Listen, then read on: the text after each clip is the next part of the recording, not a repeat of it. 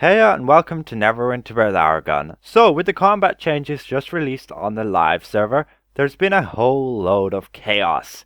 And with it came still more adjustments to gear, etc. And yes, they indeed went ahead and directly nerfed the Lionheart weapons and buffed up the Celestial weapons. And I'm here to talk to you guys about which is best now. Which should you be running for what content? On top of this, you can also go to your rewards reclaim agent here in the claim valuables section, here over to the claim tab, and you'll be able to obtain now this free legendary premium insignia choice pack where you can obtain any insignia within the game, but it will be bound to account. Some of you may have already been able to obtain this and others not, so this is just a heads up that now those of you who weren't are now able to obtain it and gain this free reward. Now into the nitty gritty stuff. Which should you be running? The Celestial weapon set was a huge grind. We had to struggle through Zariel Master multiple and countless times to obtain our full weapon set. And now, what have they done? Well, they essentially buffed it up, but we shall see if it still remains the best compared to the Lionheart, which they went and nerfed to try and make the Celestial weapon set a little bit better. Well, in this video, let's make a conclusion. So I currently have the Celestial weapons here, and the major impact that this combat rework has done is they have removed base weapon damage from weapons. They now have made it to be solely impacted from our item level, as you can see there. It's basically they take your item level and divide by 10. Then multiply by an extra 20% for DPS and 10% for healers. And that's it, right? That's our base weapon damage.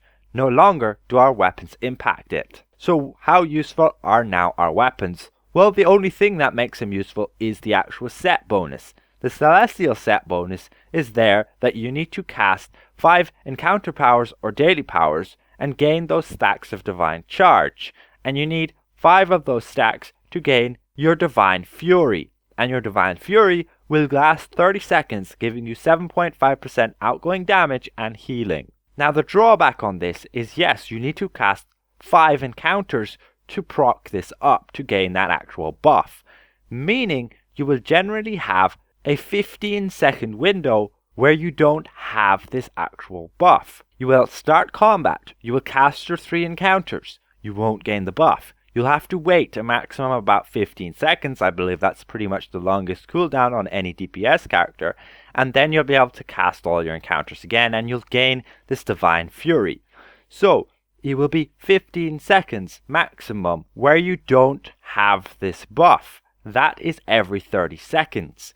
So you can consider it like this. You have the buff for 30 seconds, 15 seconds, and then you'll have the buff again. And it continues around in a circle like that. Now how did they buff the Celestial weapons? Well, they removed it that there is no longer a 30-second cooldown after the Divine Fury. You used to not be able to gain Divine Fury again for another 30 seconds after it expired. Now with the Lionheart weapons, they got nerfed. They have now been reduced in their effectiveness. We can see it now only grants us 7.5% extra damage and outgoing healing when our stamina is full. When our stamina is empty, we gain that 7.5% extra damage resistance. Now, how does this compare with the Celestial weapons? With this whole combat rework, because we don't receive base damage from our weapons anymore, we can solely look at the actual set bonus that our weapons give us.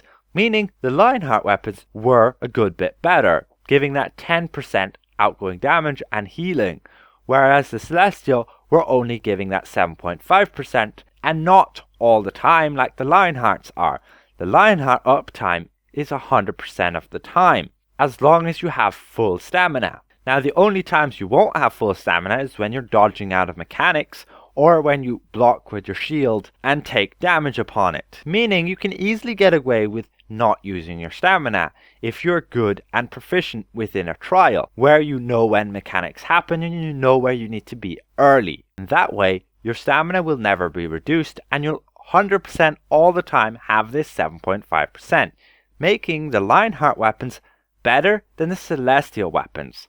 However, the Lionheart weapons have 100 item level lower than the Celestial weapons, meaning that totals to 200 lower, meaning that calculates to 20 base damage lower for tanks, and that would be 24 for DPS and 22 for healers. Does this make up for the minor difference and the difference for the weapon sets? Heck no. Now we'll jump over to a dummy and I'll show you the Celestial weapon set bonus. So here we have our Celestial weapons, and whenever I cast an encounter power, I gain a stack of Divine Charge. You can see I now have 2, I now have 3, I now have 4, and I have 5, and now I have Divine Fury. Looking in our buff bar here, you can see I have Divine Fury lasting for 30 seconds. Now this Divine Fury, after this 30 seconds is up, I'll have to go through that process again to cast off those 5 encounters to gain that buff again. As a DPS with cooldowns, this is a lot harder. For an actual cleric, this is actually not bad, as they generally cast a lot of encounter powers. But still, even so, during a trial, you have these phases for 10 seconds when everybody casts these artifacts. These artifacts which grant extra buffs to your damage against the boss, and when everybody casts them at once, you gain an insane amount of damage for this short period where you want to cast all your encounters and your mount power and your daily powers. And for this, you want to maximize your damage, so you want to always have the bonus from your weapon sets or your gear, etc.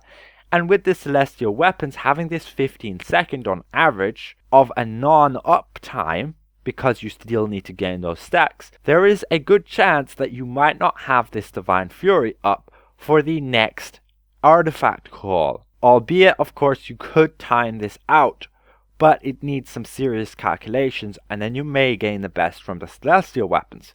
But in my opinion, the Lionheart weapons are still the best, especially for well-practiced DPS who know what they're doing and don't drain their stamina. We also have other gear, such as, let's say, the Ebony Stained Raid Shirt, which gives us extra damage when our stamina is above 75%, meaning we also don't want to lose this. That's why you generally see DPS who are very focused, and they generally never really move within combat, at least with their dodge powers and such, because they lose that damage. So yes, there it is. Lionhearts were nerfed. They were nerfed a little bit, but it still makes them the best weapon set there in the game, because the Celestial weapons just don't cut it. If the Celestial weapons were 10% and the Lionhearts were 7.5%, then maybe you would have a difference there where the Celestials would be that little bit better. But considering Celestial weapons not always being up and the requirement of having to cast 5 encounters before gaining the buff makes the Lionheart weapons a whole lot more appealing, because the buff, you always have it as long as your stamina remains. And when your stamina is reduced, you gain more survivability due to reducing incoming damage, which is also a very good positive, which makes the weapons the best for tanks. Currently, as a tank, I was running the Celestial weapons, and I was running them for the base weapon damage to gain that extra aggro, so I can make sure the boss focuses on me rather than my other party members. With weapons now no longer having base damage, that's out the window, and I'm most definitely going to switch to Lionheart for that extra survivability when my stamina is lower. Now, an upside to this whole change is that we can even look at lower item level weapon sets. For example, I can go and look at the Earthen Paladin set, which will give me up to 25% extra damage resistance the longer I stand still. I'm in current process of grinding this out. So overall, these changes aren't bad, but it is still a grievance that we have lost that reward from farming out the Zariel Master, and it also makes it pointless to grind it out. With the Lionheart weapon still being the best, there is no reason to go through the insane grind of learning the mechanics of the Zariel Challenge Master, meaning it's just wasted content. It has next to no promising rewards in there. You're better off just running Tower of the Man Mage. Learn the mechanics there, get your Lionheart weapon, and done deal. You've got what you needed. So that's going to conclude this video. So hopefully I presented this well, and if I did, consider leaving the video a like, and if you're new around here, consider subscribing, and we'll see you guys around. Goodbye for now.